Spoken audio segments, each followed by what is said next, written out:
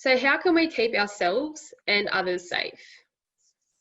We need to understand the risk, what can cause us harm. We need to then take control to control the risk, and then you need to check and review our control measures. So for me, planning and consultation is absolutely key.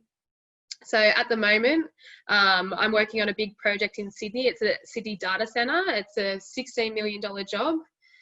We know the scope of works. We know who's responsible for managing the project and undertaking the works. So then we hold a risk workshop and we get the guys that are responsible for doing the work, we get them on site, we have a look at the site hazards, and then we go away and we talk about our processes and make sure that we're all aligned. So that planning process is really, really important. And then obviously we'll go out on site and ensure that the risk treatment, so the risk controls that we've selected, are going to keep them safe. And then if we look here at our hierarchy of controls, they are ordered in order of effectiveness. So of course, where we can, we want to eliminate a hazard, but that's not always possible because we can't eliminate electricity. It's everywhere. The next, we can substitute, isolate, use engineering controls, and then these ones in the red here, these are ones that we can't just rely on. We need to use these in combination with something above the line. So we usually draw a line there. And for us with electricity, a lot of the time it's about isolating the hazard. So I thought it'd be easy to divide it up into two categories of people when we talk about controlling electrical risk. For me, I think it makes sense for, all workers and just the general public. So people, it's a risk in your house. It's a risk when you're out of your house. So the offices, and then for our electrical workers. So we can talk about some more specific control measures that we've got for our electrical workers.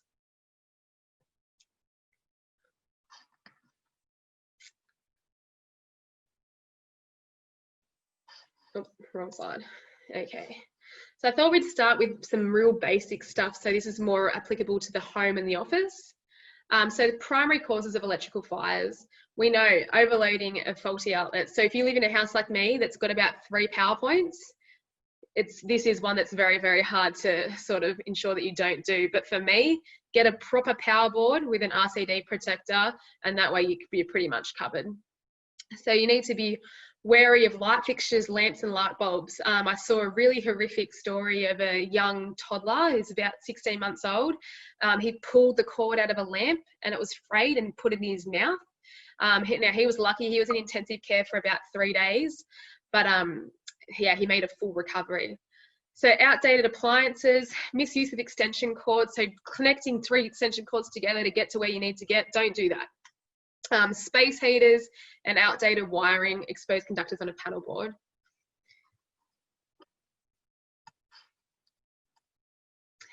So be cautious of appliances used in production area or offices. So I like this here. This looks like your $12 kettle that I've got in my kitchen from Target.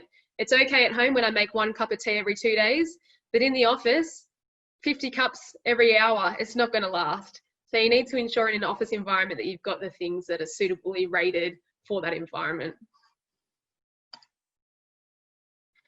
Some warning signs that your electricity, there's a problem.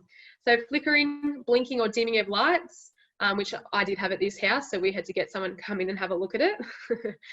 Tripped circuit breakers or blown fuses, warm or discoloured wall plates, so if it feels hot to touch, and that buzzing or humming noise that you can hear, and a burning odour. So there's some pretty key signs that something's not quite right.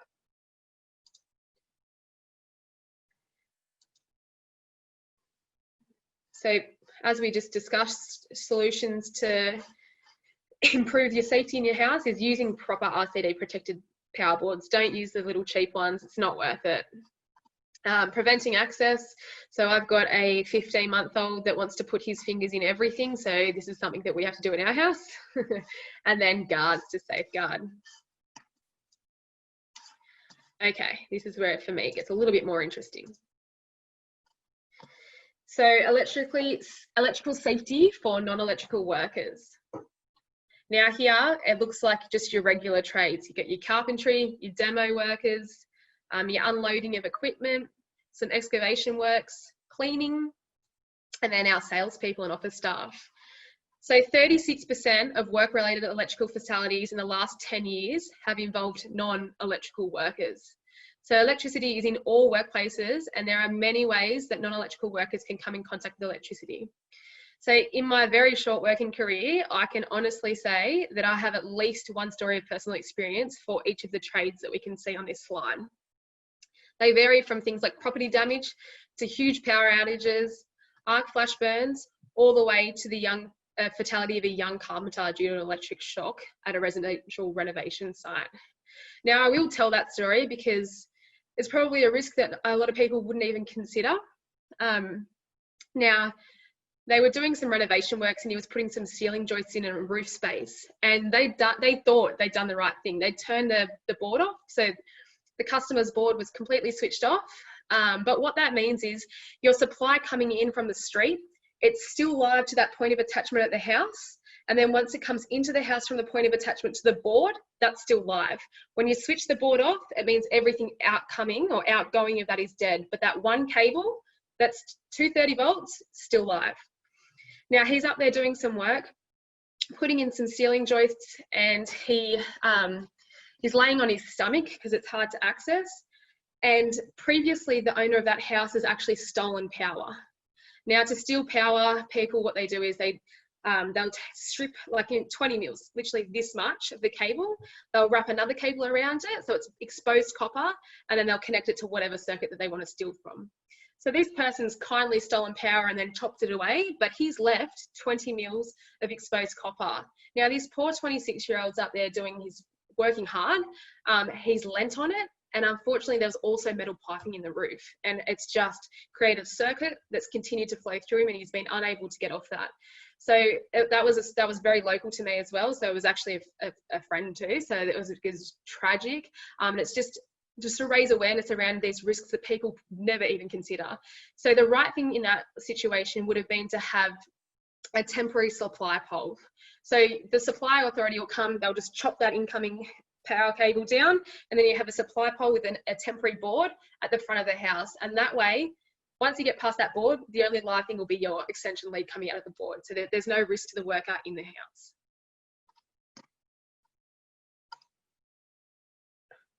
So if we go through the hierarchy of controls for electrical safety for non-electrical workers, these slides are a little bit wordy, but I think they're quite informative, so I will read through them. So of course, elimination, we all want to aim for elimination. So all electrical apparatus should be considered energized unless it's specifically tested and verified to show that it's not energized by a competent and qualified person.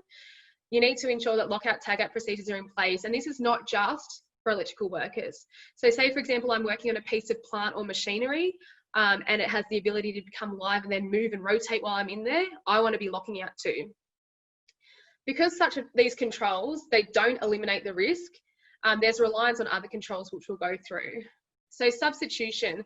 So whilst reducing the voltage is not usually an option on existing installations, it should be considered for new installs or when equipment is being modified or upgraded. So a good example for me of this was, I was working for the RMS last year, and they're looking at turning the low voltage supply to the traffic lights and pedestrian lights, because they're metal poles. They want to turn that into extra low voltage. So if there is a fault, you're only ever going to get max 50 volts, which isn't going to hurt anyone.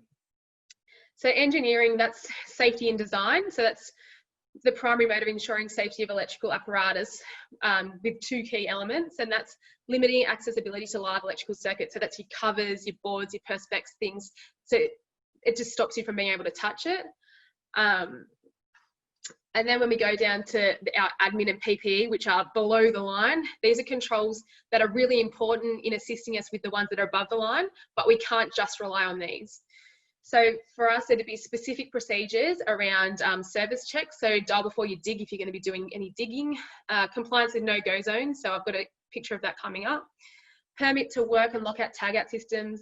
Inspection, testing and tagging of your electrical equipment. And up-to-date plant and equipment records, and then signage to indicate the presence of electrical hazards. And I think on a lot of construction sites in New South Wales, they use bunting under the overhead power lines. It's just a good visual to let you know that there's something up there that's going to hurt you. So for PPE, whilst there's not really specific PPE requirements for people that aren't working in electrical environments, wearing proper safety footwear is always going to help you out.